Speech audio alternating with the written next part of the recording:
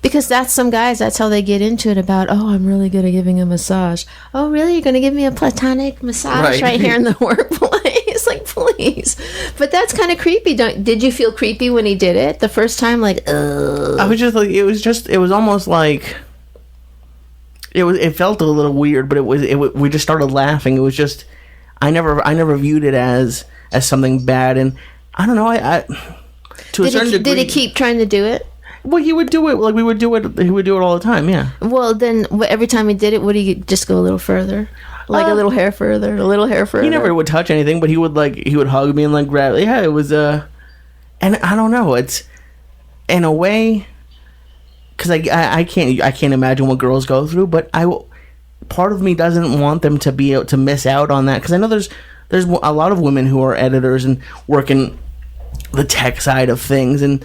It wouldn't be fair, really, for them to like not be able to get positions, or they don't have the same but the experience. The same thing is like here I am sitting with Joey and you, right? And Joey's told me 3 fingered story jokes in a row. Like if we were in a corporate atmosphere, that wouldn't be okay. But because we're doing this kind of stuff, where you're doing editing, where it's a little bit more of a relaxed atmosphere. There's as a woman when you're joking with a guy like that when it's cool and when it's not cool. I fucking hate, since I was a young man, to put a fucking facade on for a woman. I would rather not fucking talk to you and not be around you, any woman, if I ever had to put a fucking facade on. Because I got called out maybe 30 years ago. You did? I got called out by a woman at a car dealership because she said I didn't include her in my conversations because I was trying to be a gentleman. Mm-hmm. And one day she goes, maybe I want to hear that pussy joke. Did you ever think about that? And I felt so shitty because I would always crack stupid jokes, but I would always pull guys to the side. And she really liked me. She was an older woman. If I was 22, she was 40, she had kids. Good looking as fuck, good looking husband, nice people. So I didn't take a curse in front of her. I was trying my hardest. Mm-hmm. And one day she came over to me. She goes, let me ask you a question. What don't me and you do? I go, we do everything. We giggle. She goes, well, how come when you tell us something dirty, I'm not invited? I go, I don't know. And she goes, well, you don't think I want to hear a good pussy joke myself from time to time? And I lost my... So everything I suspected about myself at that time, I threw out the window. Mm-hmm. Like everything my mom taught me growing up at that point. So I've always included women like an equal. I can't tell a story about anal raping somebody in front of somebody. But if I'm going to tell a good dick story or a pussy story, I want you to hear it. Right. I want you to hear it and understand it. Because and especially if you're a comedian, again, I don't want to talk about black comics. I don't want to talk about white comics. I don't want to talk about German comics. I don't like differentiating comics. I put women comics. I love everybody. I want you just to be funny. So when I'm in a car with you and we're taking a 6-hour drive on a triple run, and if you think me and Lee have to sit there and be fucking Mormons because you get offended, right? I'm not treating you as a fucking comedian, man. Right. So there's so many thin lines here that you have to understand as what we're doing. What am I gonna, every time I see a hot chick, I'm gonna look at Lee and go, and you're gonna sit there like, what am I, 13 again? Just say that you like her ass, guys. That's what's part of a comedian. Right. Me taking my clothes off in front of you and just taking my dick out. Yeah, that's not the right part of being a comedian. It's something else. Am I mad at Louis? Listen, I never lived in those shoes. I had different shoes I lived in. And I'm sure he heard of the shoes I lived in. He didn't like them either. So, but I think that's the other part of it. I've never treated you like a second. I've always treated you like one of my brothers in Jersey. I don't give a fuck. Your feelings get hurt, toughen up. You're a fucking comic. My friends in Jersey don't cut no corners. They don't cut no corners. And that's but you don't tell, like, there are guys you wouldn't tell an anal rape story to. I mean, when you're out and about in polite society. I don't yeah. Who the fuck do I anal rape? I wish I did and have some fun from time to time. But we're all, I think the problem too is sometimes people can't pick up other signals with people, like people, and I think like, if you're in a situation, we're working together, and then I'm the woman that says that to you, yeah, I like a dirty joke, it's cool, we're all cool, right?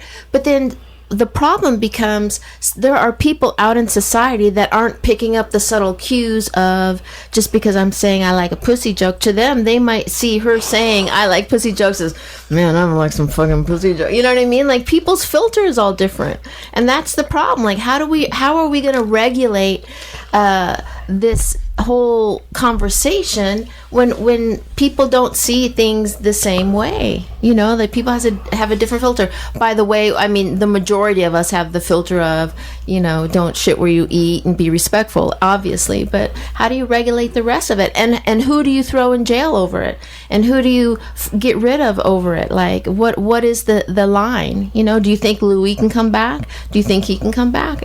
Absolutely. You think so? Do you think a guy like Bill O'Reilly can come back? No. Yeah. This is because it's over and over and over. Right. And he's such a fucking puke to look at.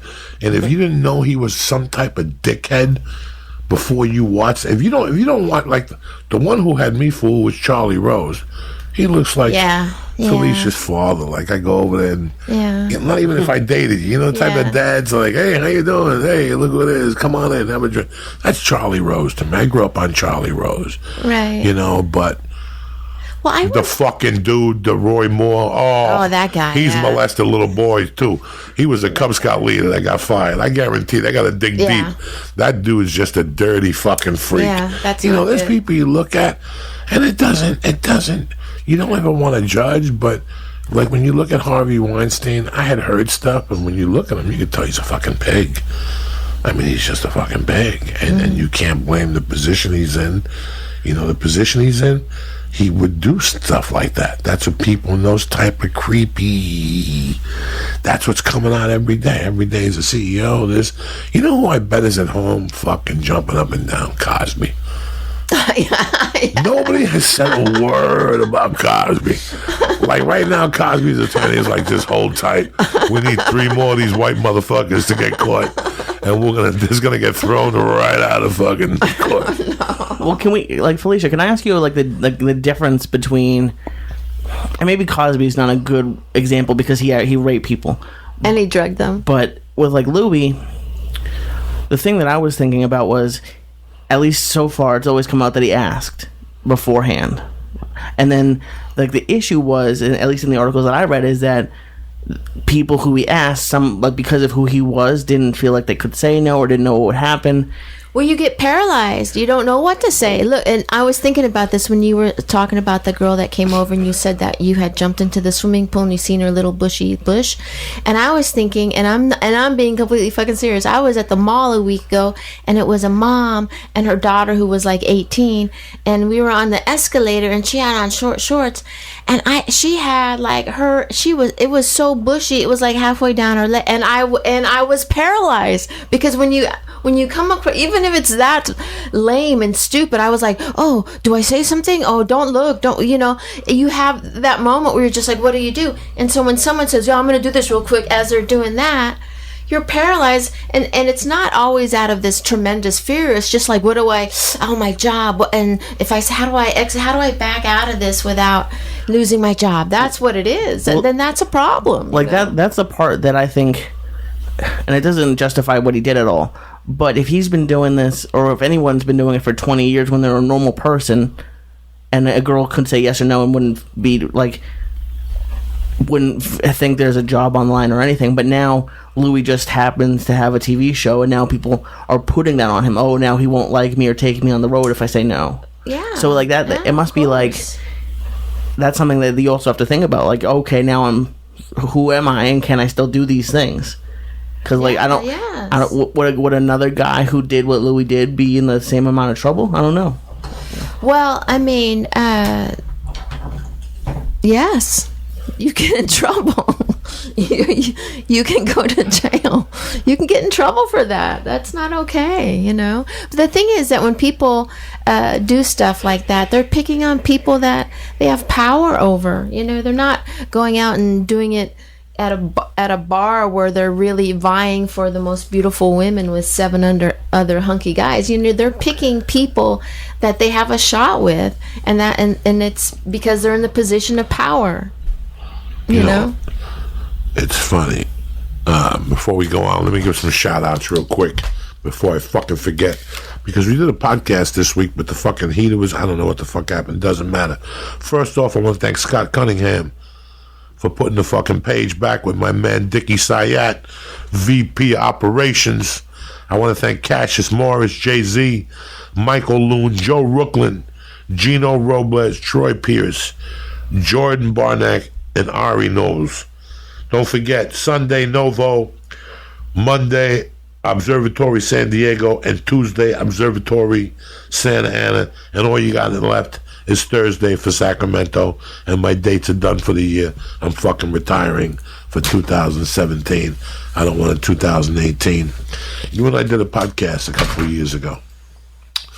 It was a great talk, and it was something I learned in 1985. I learned it in 83. I went back, I got a call, and I needed someplace to stay. And a girl called me, and we were talking one day. A girl that I had known in high school. 1981 to 1983, in my neighborhood, everybody was fucking everybody. You know, if we were at Corky's together, and we went to a bar, and we did coke at 3, if you went back to the thing, we were fucking, and we were friends. And then the next day, you'd go out with your girlfriends, and nobody would say anything, and we'd just move on, and it was fine.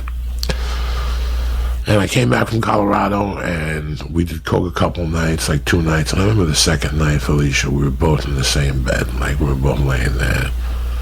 And something made me not touch her. Like I turned over and I sucked. In those days, to come down from coke, I would take an orange and take the guts out and suck on the peel. And they said that would bring you down, whatever. And after that, I moved out. I moved with friends, and nothing ever happened between us. And I came, and I always regretted it. Like, fuck, I could have fucked her that night. She's such a fucking hot piece of ass and shit. Years went by, and something happened, and I got into a beef, and she heard about it, and she bailed me out. She even gave me money, and she was a friend. She helped me stay with her for a few days, and I learned a valuable lesson, that you can't fuck everybody. I learned that lesson at 21 years old. You can't fuck everybody. There's nothing more than when I see a guy over 24 thinking that he could fuck everything. When you're 18, you can fuck whatever you want. You can go. Guys with 18 got no class. They actually have no idea. They're finding their sexual, who the fuck they are sexually. When you're 21, everybody, you know those guys that are like musicians, and you meet them and you can see them. They'll work you, and if there's no window, give them 2 minutes, they're working the girl next to you, and then you sit there and go, what the fuck? By the way, how come we haven't heard anything from musicians harassing women? That's got to be the next big chunk of people coming out. Well, the really weirdest thing that I had was, not to go away from that, I'll go back to it because you're going to love this story, but that's rule number 1, man. You just can't fuck everybody. You got to look at some women and go, you know what? She's going to be a fucking ally, you know, or she's going to be this or something, and then if you do take them on professionally, they have to be professional. You have to be professional, you know. I've always kind of really believed in that. You have to be fucking professional, man. You know who you're gonna fuck, and you know who you're not gonna fuck. When you're on the road, you bump into victims, and you know, and you go back to your room, and you can't believe shit happens half the time. You can't believe you asked somebody for a blowjob and they sucked your dick, or you were doing coke. You can't, you know. But that's the main thing about this. Like, even when you hear Trump's conversation, that doesn't, on the bus with Billy Bush or Billy Burr, whatever his fucking name is, that wasn't just Trump. That was the voice of a lot of men that think that way. Oh, absolutely. You know what I'm saying? Yeah, I'm a star. I could just go up to Felicia and grab a fucking pussy and that. You know, that wasn't the voice of just Trump. That was the voice of a lot of men in that position. Yeah, of entitlement. The voice of entitlement. Of, you know. And I'm no fucking saint, but I'm no fucking sinner. You know, I've been on both sides of the fence. I always kept that in mind. That you can't fuck everybody. you can't fuck everybody. And why would you want to even sleep with somebody who's really not even fucking enjoying it? What, you ever think of that? Yeah. Why would you ever sleep with an ex? You ever fuck somebody for 3 years, but he had good dick, Felicia, and after 6 months you go over there for a dose of dick? And it's a good dose of dick, but how badly do you feel on the way home? Oh, yeah. It's like killing at a D club. You ever go to a D club and you get a standing O? Right. On the way home, you're like, I should shoot myself. Right. It's like, you know what I'm saying? Like, that. I don't worst feeling I don't ever. want to be with somebody